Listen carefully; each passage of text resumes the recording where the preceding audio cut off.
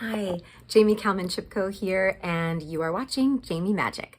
So, I just wanted to share something with you very quickly that has been incredibly helpful for me with my daughter, as well as with my clients that are children that are under the age of about 12.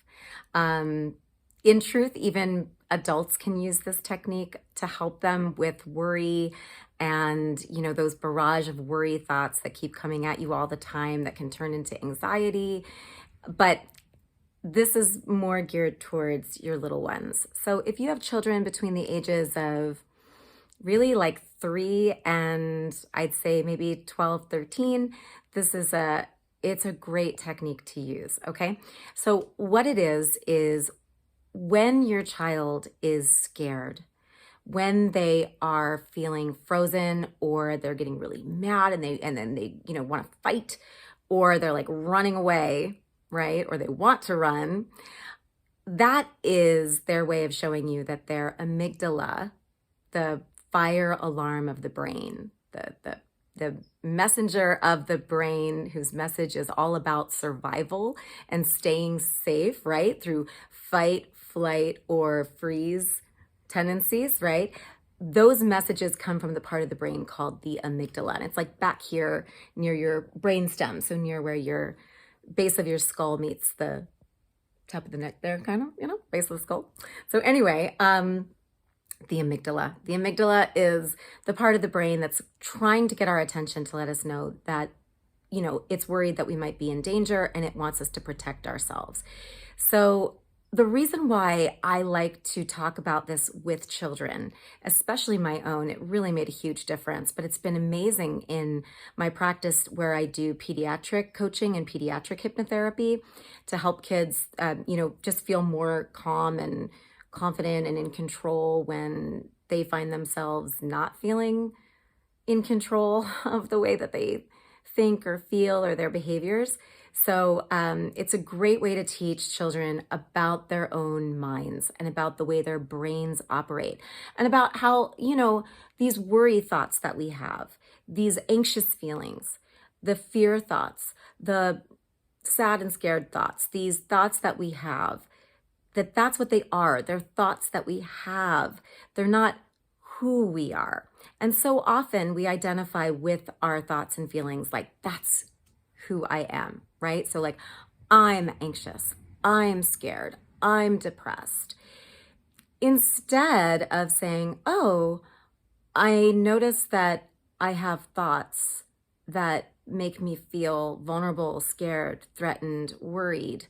Worried that I'm not enough, worried that I'm not worthy, worried that I'm going to look bad in front of people, that I'm going to get embarrassed or teased or all kinds of things like that, right? So these are our subconscious thoughts that are those self-limiting beliefs that we all have to a certain extent.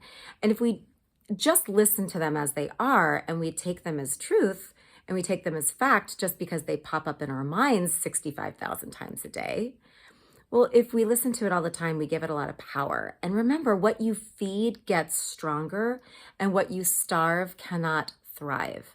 So it helps when you're working with your child to be able to talk to them about their programming, about their wiring, about this vehicle that they're in, this body and the way that it works.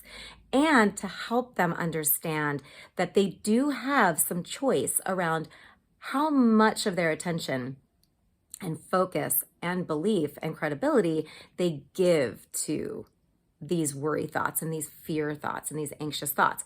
So what I do is I do tell them, when I hear them talking about something that they're scared about, I'll say, oh, wow, you know what that is? That's your amygdala. Your amygdala is the panic alarm in your brain, and it sounds like you are experiencing the alarm going off.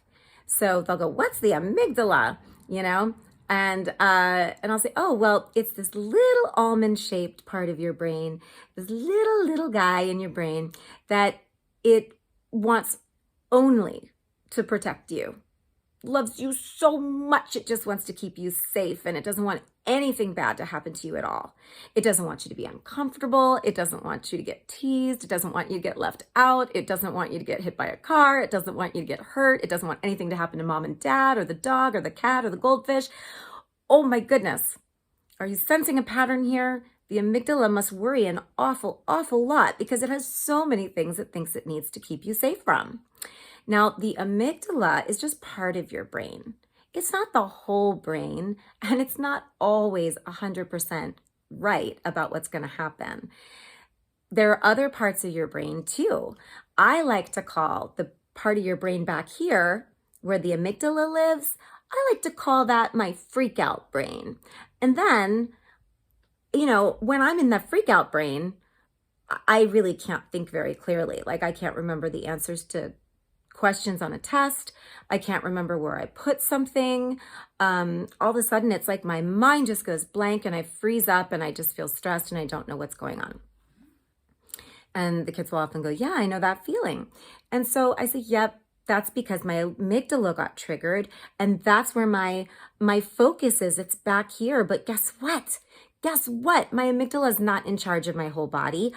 I'm the boss of my body, and I get to decide where my focus goes. Because where your focus goes, energy flows. So what I need to do is I need to get out of my freak out brain, and I need to move my little Pac-Man character, which is my focus, right? My attention. I imagine it as like a little cartoon character, a little video game character, like the Pac-Man character. And it's like, I got to move it from my brainstem all the way up here to my frontal lobe, because that's the part of my brain where I'm going to be able to access my problem solving skills. I'll be able to think of words and think of solutions and have great ideas. And I'll even be able to access some creativity. So listen, I got to somehow get up there. How do I get my little Pac-Man guy from all the way down here up here so I can focus on my solutions? Well, I have to give it air. I have to give it oxygen. It's almost like a hot air balloon, that you're sending it up into the sky. So let's give our focus some air. Let's give our attention, our little Pac-Man. Breathe in and breathe out. Let's see, how's he doing? Not moving yet? Okay, let's try again. Breathe in. Breathe out.